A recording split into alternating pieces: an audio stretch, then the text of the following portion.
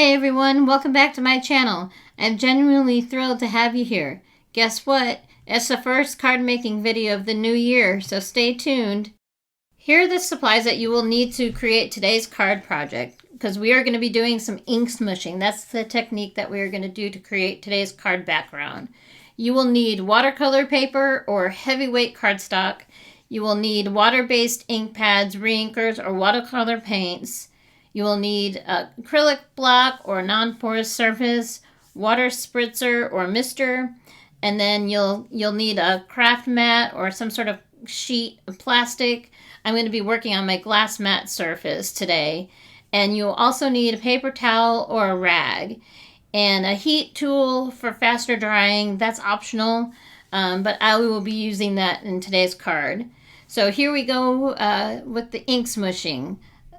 So let's dive right into the ink smushing.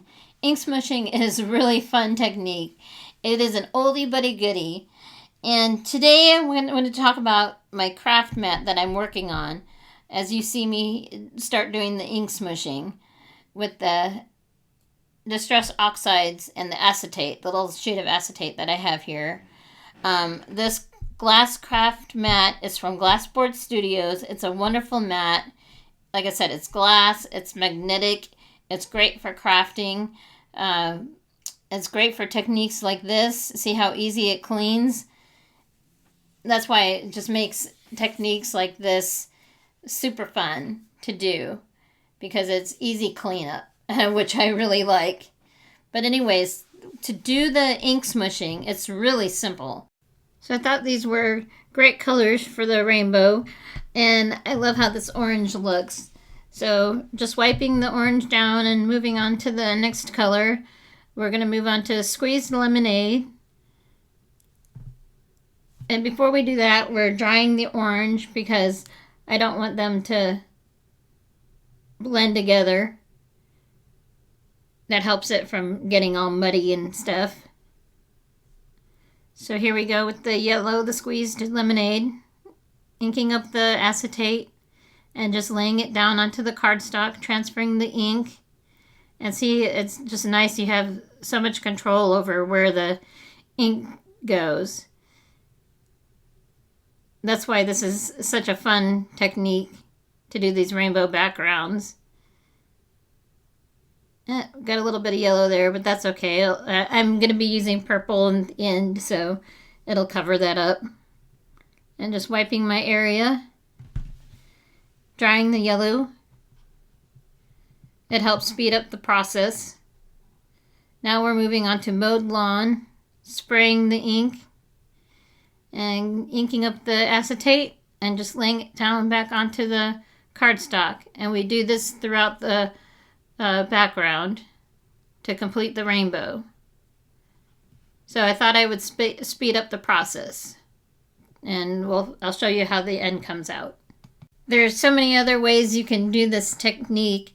You can use acrylic blocks, you can blend colors using multiple colors, you can blend them on a paper by smooching one color and then immediately adding another color with a separate block or in a different area.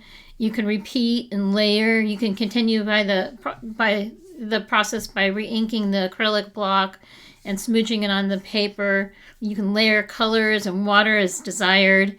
So many different things you can do. Don't be afraid to try to experiment with all the different color combinations. And you can also create texture. For added texture, you can use crinkled plastic wrap and you press it down onto the wet ink. And you can allow it to sit for a moment before removing it to reveal the interesting patterns. So many fun things you can do with this.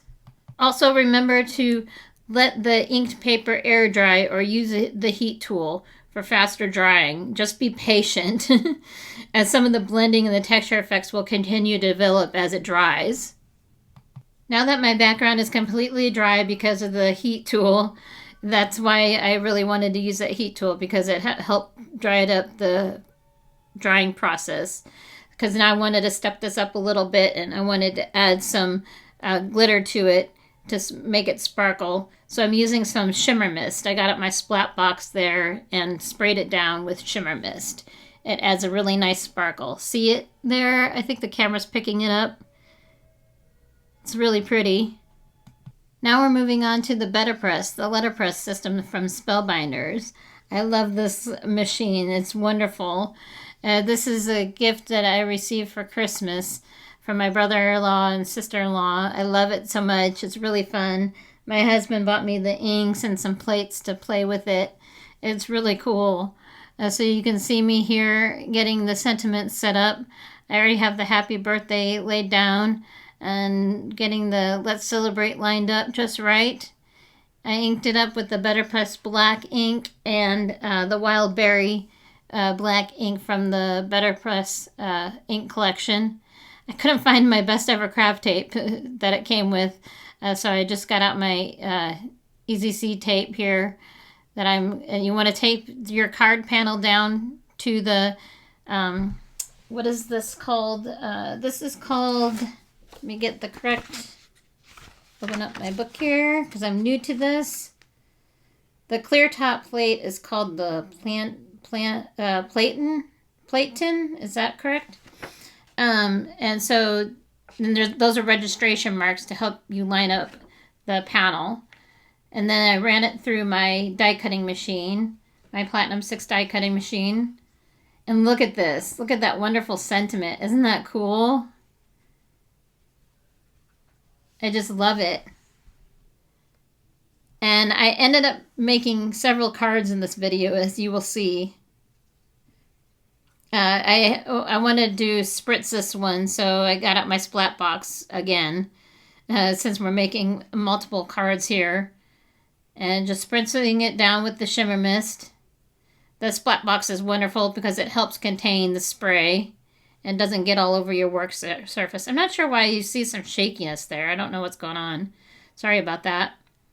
And now we are getting ready to mat these down to some black layered cardstock that I cut out earlier with my A2 layering dies from Waffle Flower. I love those for this.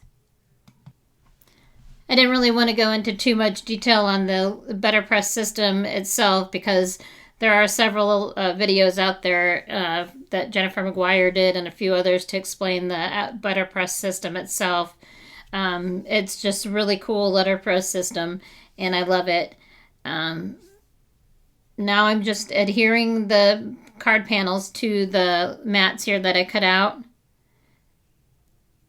The black cardstock that I used is from My Favorite Things. There we go. I'm using the Gina K dot runner to adhere them. And now we are on to getting ready to place the main card panel onto the card bases. So I'm getting out my Gina K dot runner again. Did you all get any crafty supplies for Christmas this year? Let me know in the comments below. I also received a new Stampin' Storage organizer for my craft room. I can't wait until my husband helps me put it together. It's the carousel for the distress ink pads. So I'm really looking forward to adding that to my craft room. I'll take a video of it when I'm done and post it on my Instagram so you can see it. But here we are. We're finishing up these cards. They look amazing. I love how they turned out. I hope I explained everything okay. And now it's time to add some bling. I'm getting out my Gina K Disco Ball embellishments. So as I place down the gems here, the sequence, I just wanted to thank you all for watching my video, subscribing, thumbs upping, and commenting. I greatly appreciate it. So thank you very much, and we'll see you in the next video. Ciao for now.